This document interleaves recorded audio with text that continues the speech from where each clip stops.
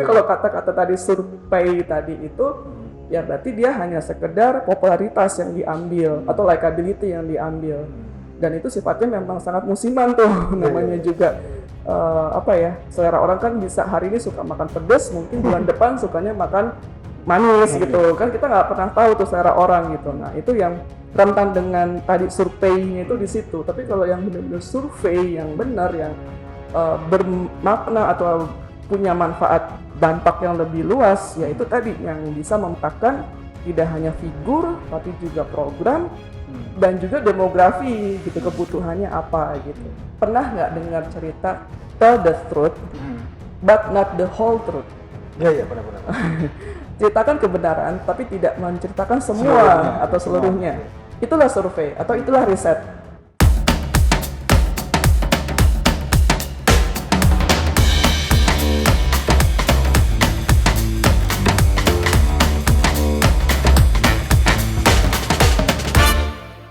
Assalamualaikum warahmatullahi wabarakatuh. Sobat Freedom Talk, berjumpa kembali bersama saya Cahya Gunawan. Kali ini kita akan membincangkan tentang fenomena lembaga survei. Yang oleh sementara orang, lembaga survei ini dipelesetkan menjadi survei. Jadi banyak tuduhan dan penilaian terhadap lembaga survei ini sebagai lembaga bayaran. Nah, terutama apalagi ini menjelang pemilu. Jadi sebenarnya apa yang dipublikasikan oleh lembaga-lembaga survei itu tidak lepas dari kepentingan politik dari lembaga yang membiayai lembaga survei itu. Nah, begitulah asumsi dan penilaian subjektif dari sementara masyarakat terhadap lembaga survei yang ada sekarang. Nah, untuk membicarakan tentang fenomena lembaga survei ini, saya sudah mengundang dalam kesempatan ini seorang peneliti. Beliau adalah Dr. Dina Nurul Fitria, SEMT. Beliau adalah Ketua Program Studi Agribisnis di Universitas Trilogi. Sebelumnya, Dr. Dina ini pernah bekerja juga di LIPI dan di Universitas Paramadina dan juga di korporasi, di perusahaan swasta. Dan dalam beberapa kesempatan beliau juga pernah melakukan penelitian-penelitian menjelang kontestasi pemilu Pilpres terutama. Nah, untuk mengetahui tentang fenomena lembaga survei ini, mari kita obrolkan dengan Mbak Dina. Assalamualaikum Mbak Dina. Waalaikumsalam. Apa kabar? Sehat-sehat, alhamdulillah. Alhamdulillah. Mas Cahya dan Iya, teman-teman iya. Freedom. Iya. Mbak Dina, ini lembaga survei ini kan sekarang menjadi oleh sementara orang dilihat dengan sebelah mata, bahkan dengan sinis, karena apa yang dipublish oleh lembaga survei ini seolah-olah itu sudah disiapkan. Padahal kan kalau dalam sebuah penelitian mungkin Mbak Dina lebih paham, ada metodologi penelitian, ada margin error dan segala macam, itu pasti ada gitu ya. Nah, sebenarnya bagaimana sih praktek-praktek dari lembaga penelitian yang ada di negara kita ini? Baik, terima kasih Mas. Menarik ini karena bagaimanapun lembaga survei ya, bukan survei. Lembaga survei ini dia adalah penentu opini ya sebenarnya. Dan akhirnya yang tadinya orang mau memilih bisa menjadi tidak memilih, yang tadinya memilih masih ragu-ragu bisa menjadi kuat pilihannya, atau justru malah mungkin meninggalkan pilihannya. Jadi memang lembaga survei ini sangat strategis dalam hal mengarahkan preferensi politik. Oleh karena posisinya yang sangat strategis tadi, ada terkesan subjektifnya masyarakat itu dia seolah-olah sudah punya jawaban dari hasil penelitian yang dia lakukan. Jadi misalnya yang penting kamu jawabannya A ya, walaupun nanti hasil survei mungkin mendapatinya B atau A aksen atau sampai Z mungkin, tapi karena sudah diminta hasilnya A gitu ya, jadi lembaga survei ini diragukan oleh masyarakat. Kebanyakan seperti itu, kecurigaannya seperti itu. Nah, perlu dipahami yang namanya riset itu atau survei itu selalu harus punya kerangka berpikir. Nah, kakak berpikir ini bisa dibangun dari teori, bisa juga dibangun dari fakta-fakta yang berkembang di masyarakat. Nah, kalau kita bicara soal lembaga survei khususnya untuk pencapresan atau khususnya untuk kontestasi politik, maka tentu saja background atau theoretical foundationnya itu hanya sekedar pelengkap, tapi lebih kepada mereka menggrab atau mendapatkan menarik semua menyerap semua fakta-fakta yang ada di masyarakat. Jadi maksudnya tuh fakta mendahului teori. Nah, itu kalau lembaga survei yang berkaitan dengan tadi ya kontestasi politik. Jadi dilihat dulu fakta lapangannya apa, kemudian ditarik kesimpulan, baru kemudian angka-angka statistik, pendekatan-pendekatan statistik itu seolah-olah seperti kayak mensahihkan gitu fakta-fakta yang ada di masyarakat tadi.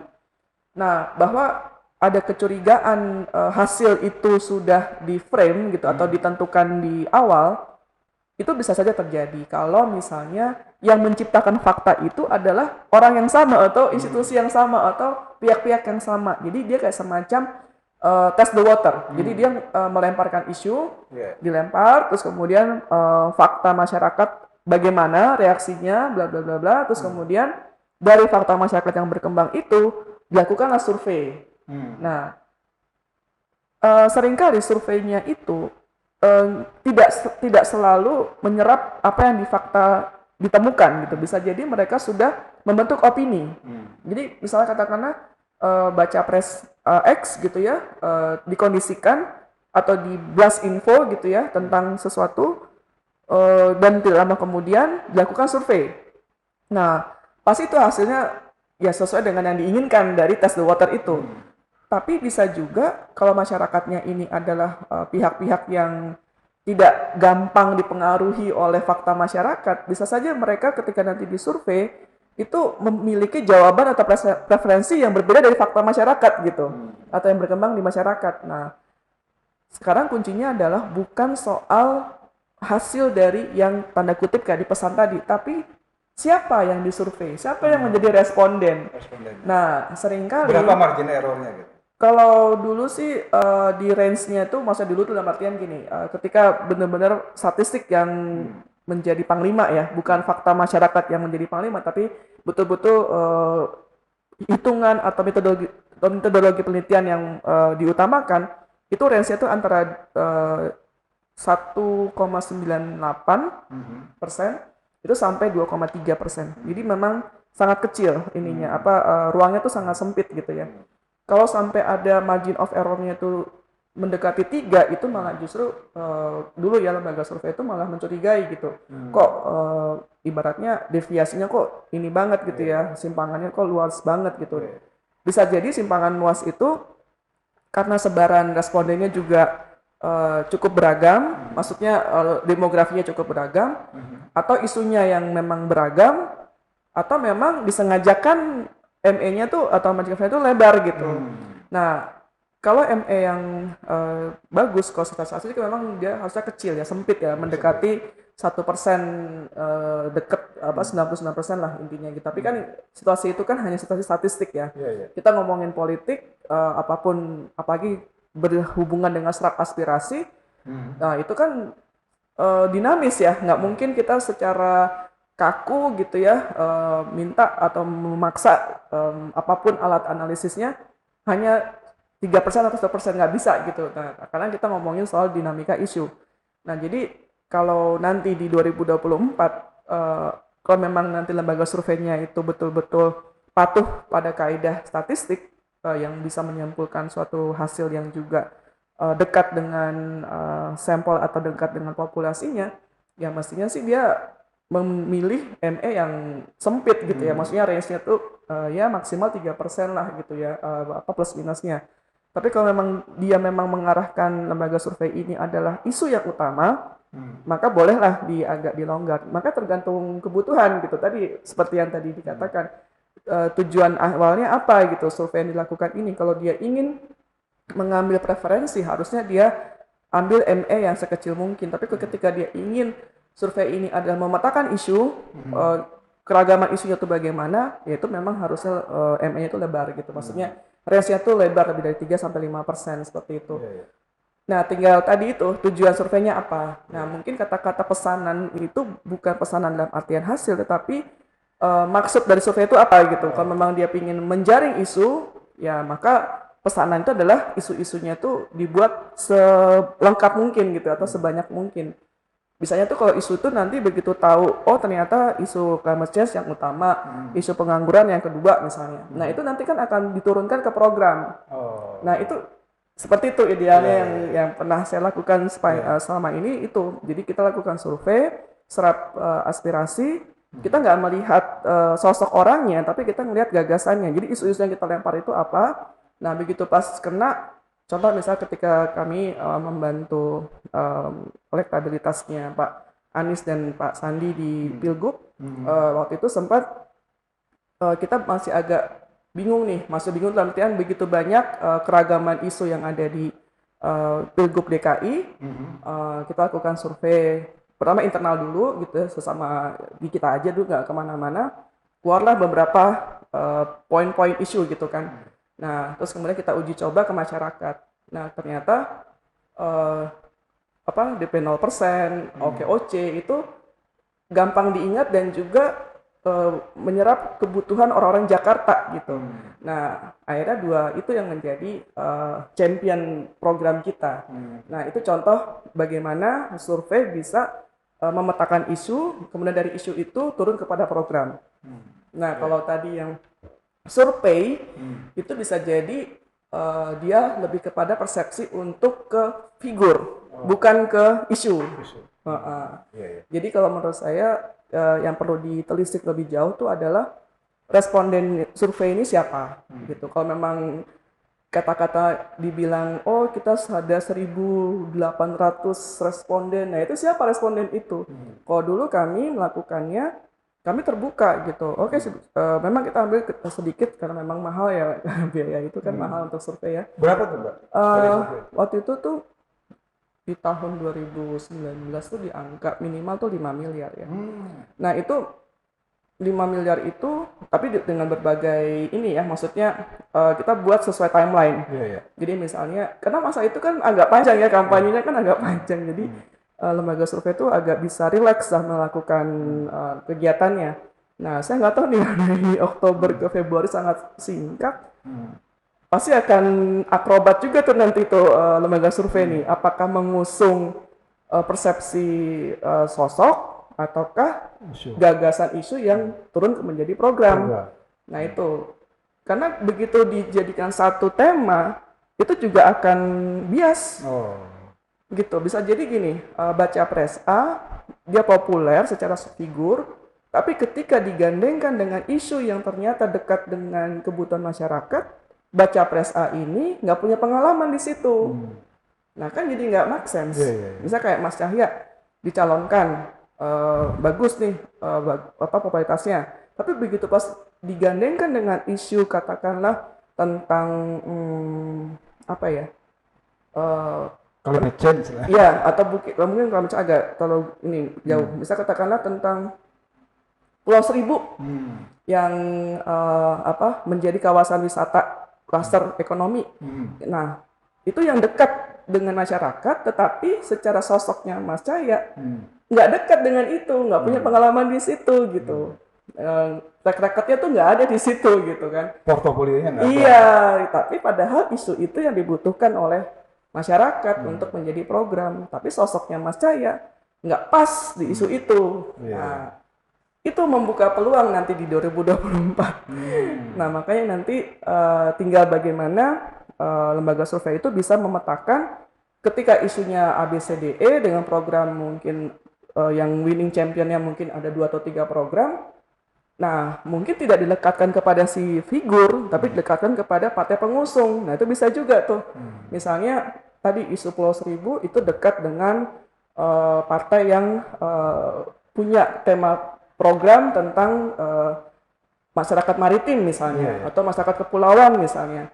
Nah, udah berarti bisa tuh yang diusung program itu karena dekat dengan partai itu, dan partai itu juga pengusung baca pres ini gitu. Nah itu mungkin bisa jadi satu narasi tuh sekaligus bisa dapat figurnya, orang maksudnya, bisa dapat program buat partainya, isunya, dan juga bisa buat untuk kampanyenya gitu. Jadi tagline-nya itu bisa beragam. Itu dilakukan oleh lembaga survei yang sama antara sosok dengan isu itu ya? Iya. Dulu yang kami lakukan tuh, kami ada desk gitu. Jadi kebetulan saya selalu konsisten di desk ekonomi politik.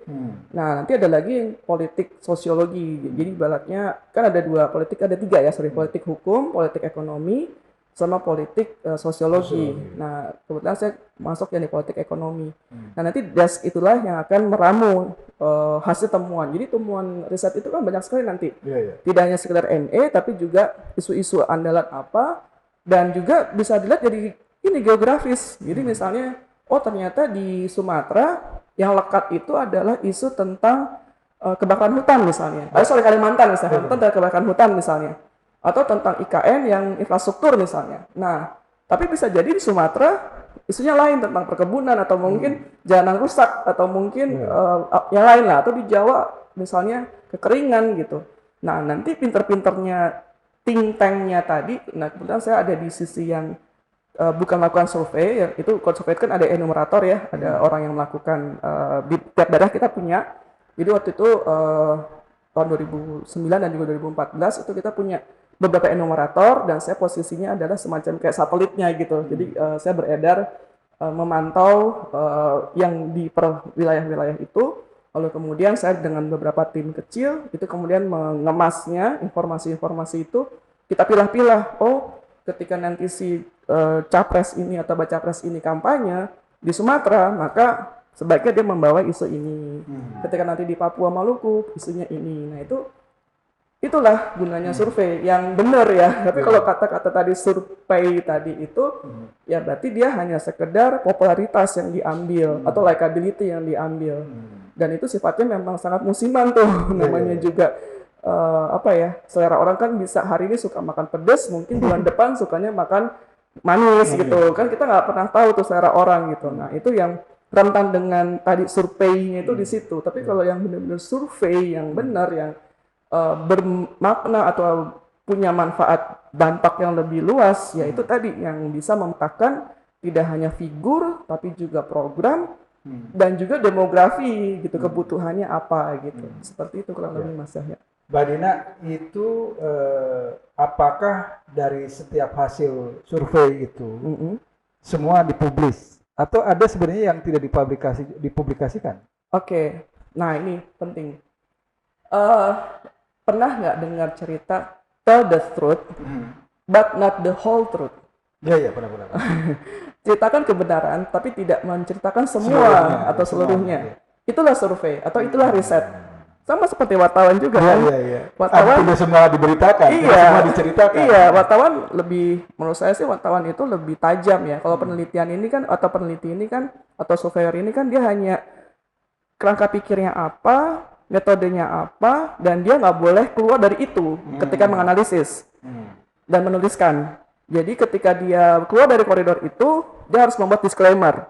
Bahwa kalau di faktanya berbeda dengan apa yang dihasilkan, nah itu biasanya di hasil pembahasan dan kesimpulan dia harus jujur bahwa rancangan awal misalnya punya asumsi lah atau hipotesis lah ya, hipotesis bahwa di Sumatera itu isu yang berkembang adalah tentang perkebunan misalnya. Tapi begitu pas dilakukan survei, ternyata enggak. Yang berkembang adalah jalanan rusak. Nah, itu mesti kita bikin disclaimer atau kita bikin penjelasan mengapa kok ada bias seperti itu. Dan kita mesti katakan bahwa mungkin bias ini adalah ketika si enumerator datang dengan responden dengan membawa sekian pertanyaan-pertanyaan, si respondennya tuh nggak mau menjawab itu, dia malah justru pingin menjawab dari yang hasil yang ditanyakan gitu. Nah, riset itu apalagi yang sosial ya, itu kita nggak bisa memaksa responden. Jadi walaupun kita udah bawa sekian set kuesioner, ketika nanti responden mengalir ngomongnya atau menjawabnya itu, ya kita mesti serat. Walaupun itu di luar panduan wawancara tuh, mesti kita serat karena bisa jadi yang kita susun pedoman wawancaranya itu adalah yang kita tahu hanya teori misalnya atau hanya fakta-fakta yang kita baca gitu. Nah, ketika kita ke lapangan, kita ketemu dengan responden langsung, jawabannya berbeda, itu bukan berarti riset kita salah. Justru fenomena inilah yang sebenarnya penting untuk dikupas gitu. Nah, nanti di hasil penelitian kita mesti secara legowo lah, secara jujur kita katakan, oh ternyata responden tidak menjawab yang ini, tapi mereka merasa dekat dengan isu yang ini. Nah, biasanya kalau baca pres atau capresnya itu cerdas, dalam artian cerdas tuh bisa mengulik lebih jauh behind the story dari riset, dia akan bertanya. Misal katakan pernah waktu itu salah satu capres bilang, saya ingin tahu yang tidak dijawab oleh responden itu yang mana, pertanyaan apa gitu. Ya kita masih jujur ngasih tahu ini. Nah, justru malah yang tidak dijawab itulah itu yang kita dalami gitu. Mungkin kita lakukan survei lagi atau mungkin kita coba dengan responden yang lain. Kalau memang ternyata responden juga tidak menjawab itu juga, berarti memang isu itu bukan isu yang lagi berkembang di masyarakat seperti itu. Iya. Mbak Dina, kira-kira kalau menurut pengamatan Mbak Dina, lembaga survei yang ada di negara kita itu independen atau? So far sih sampai saat ini kata-kata independen itu merujuk kepada apa ya? Misalnya katakanlah gini, kenapa saya bilang so far sejauh ini? Kenapa saya bilang sejauh ini tadi di depan? Karena ada beberapa lembaga survei itu tadi yang saya katakan, dia tidak berangkat dari suatu teori framework tertentu, tetapi dia langsung kepada fakta masyarakat yang berkembang. Nah, seringkali fakta masyarakat yang berkembang itu sudah di social engineering, sudah di reksos, sudah di rekayasa sosial. Nah, jadi ketika ngomong independensi, mungkin independensinya itu bukan soal dia berpihak mana atau kepada siapa, tapi lebih kepada apakah dia bisa setia tanda kutip dengan pedoman riset yang dia pegang di awal. Kalau dia independen itu artinya dia hanya berpegang itu saja, artinya dia tidak bebas nilai, dia artinya nggak peduli nanti ketika nanti responden itu menjawab atau tidak pertanyaan itu, dia stick to the rules gitu. Jadi udah sesuai dengan pedomannya. Itu yang menurut saya tuh kata-kata independen tuh di situ. Dia betul-betul berpegang kepada kerangka pikir hipotesis yang dia bangun. Terlepas dari pesanan dalam tanda kutip, saya maunya hasilnya itu gitu ya. Kalau dalam bahasa proyek gitu, tornya lah. Nah, jadi kalau tornya itu bicara soal tor tentang X, ya udah, itu harus kita pegang tornya. Walaupun nanti pada saat pelaksanaan ternyata tornya itu ada bias atau mungkin ada simpangan-simpangan, ya kita mesti ngomong sama yang memberi kerja gitu. Ternyata di lapangan tidak seperti yang dilakukan atau yang dibayangkan dalam tor gitu. Nah, nanti tinggal kita merevisi, apakah revisi tornya ataukah kita revisi pelaksanaan surveinya gitu. Nah, seperti itu. Jadi kata-kata independen itu bukan soal dibayar atau tidak dibayar, tapi lebih kepada panduan yang dia lakukan itu dia ikuti nggak gitu. Karena pertanggungjawabannya di situ, Mas. Di panduan itu gitu, ketika nanti ada yang ngeklaim, pernah waktu itu saya lupa di Perpres yang keberapa ya, itu kan ada klaim kalau nggak salah itu sampai Mahkamah Konstitusi, Mahkamah pengadilannya lah, pengadilan pemilu itu sampai minta pembuktian dari soal survei ini dilakukan bagaimana pedomannya gitu, surveinya, sampai sejauh itu gitu. Waktu itu untuk saksi ahlinya yang minta waktu itu kan. Jadi seperti inilah situasinya. Memang survei itu harus patuh dengan pedoman yang dia buat. Itu aja. Kalau di luar negeri seperti apa lembaga survei menjelang kontestasi demokrasi atau pemilihan presiden? Misalnya kayak di Amerika itu seperti apa? Nah, seringkali publik agak bias dengan tracking poll. Lembaga polling dengan lembaga survei. Kalau lembaga polling, nah itu yang berlaku di Amerika. Dia survei berdasarkan polling. Nah, kalau di Indonesia, yang dilakukan adalah surveinya, tapi kemudian dipollingkan. Jadi agak dibalik prosesnya. Kalau di Amerika itu, polling dulu, lakukan di semua wilayah. Oh, nanti ketahuan capres ini atau senat ini mengusung ini, nanti baru kemudian disurvei hasil dari polling itu. Tapi kalau di kita survei dulu, baru kemudian, seringkali survei itu bukan survei dalam artian yang kita pikirkan sebagaimana responden apa segala macam itu dilakukan, lebih kepada dia rekayasa sosial. Jadi dia datang ke orang, melakukan pertanyaan-pertanyaan, tapi pertanyaan itu pertanyaan mudah menggiring gitu. Waktu itu sempat sih, waktu itu posisi saya sebagai responden waktu itu. Menerima waktu itu pakai ini Mas, apa namanya? Masih BBM ya, das pakai BBM. Terus di situ ada pertanyaan-pertanyaan yang apakah Anda menyukai figur A dibanding figur B misalnya. Nah, jawaban ini jadi cuma ada 2 jawaban gitu, A atau B gitu kan. Nah, berarti itu surveinya sudah mengarahkan gitu preferensi orang. Nah, baru kemudian ketika persentasenya kelihatan, oh ternyata figur A 10%, figur B 80%. Nah, baru kemudian dibuat tuh polling.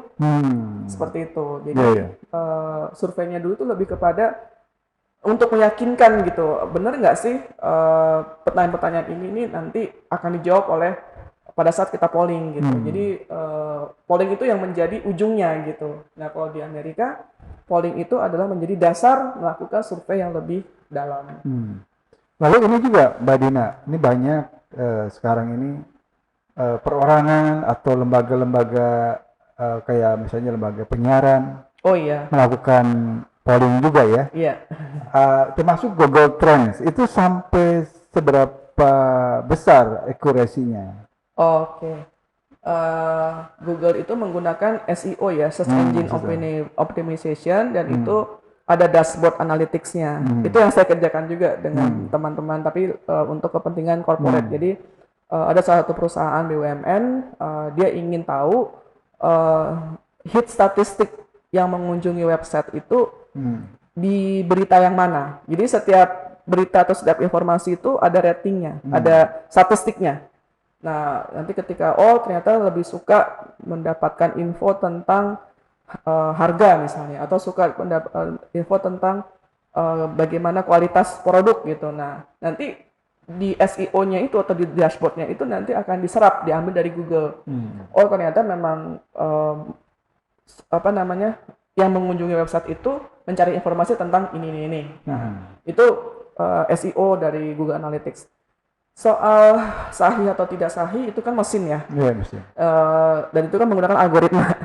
Nah, algoritmanya ini yang nggak terbuka nih, ibaratnya ya itu rahasia dapur lah gitu ya. Kita kan nggak pernah tahu tuh si dashboardnya ini membuat algoritmanya apa gitu. Kalau dulu yang saya lakukan untuk suatu perusahaan, kami membuat kata-kata kunci algoritma yang memang perusahaan ingin dicitrakan atau reputasinya adalah perusahaan yang peduli lingkungan gitu. Nah, jadi kami sebagai konsultan, pertama kami membuat kata-kata kunci itu dulu. Jadi kami tanamkan kata-kata kunci itu di Google Analytics. Nah, ketika itu muncul, kan ukurannya kan adalah dia muncul di urutan pertama ketika kita ngetik kata kunci lapar misalnya. Lapar, makan ini. Nah, itu kan pasti ada urutan yang beritanya. Nah, company itu bisa memilih itu. Maksudnya, saya pingin ketika orang ngetik bersih gitu, nah langsung yang keluar adalah perusahaan X gitu misalnya. Itu bisa seperti itu. Nah, kalau itu memang pesanan, artinya pesanan, kita merekayasa algoritma SEO-nya Google, tentu dengan seizinnya Google ya, karena kita harus ada izin itu. Untuk bisa mengakses SEO itu kita mesti ada API yang bisa kita buka, dan itu mesti izin sama Google. Nanti Google akan ngasih izin, kamu boleh, kita ngomongnya nyuntik ya, kamu boleh nyuntikin kata-kata kunci tentang itu, tapi tolong ada panduannya, nggak boleh yang sara, nggak boleh pornografi dan sebagainya. Itu ada protokolnya dari Google, ada seperti itu. Baik, Mbak Dina, terima kasih atas pencerahannya nih tentang lembaga survei, Mbak. Ya, maaf ya kalau agak terlalu teknis. Iya. Baik, Sobat Freedom Talk, demikian perbincangan saya bersama Dr. Dina Nurul Fitria yang membincangkan tentang fenomena lembaga survei. Mudah-mudahan bermanfaat untuk kita semua. Wassalamualaikum warahmatullahi wabarakatuh.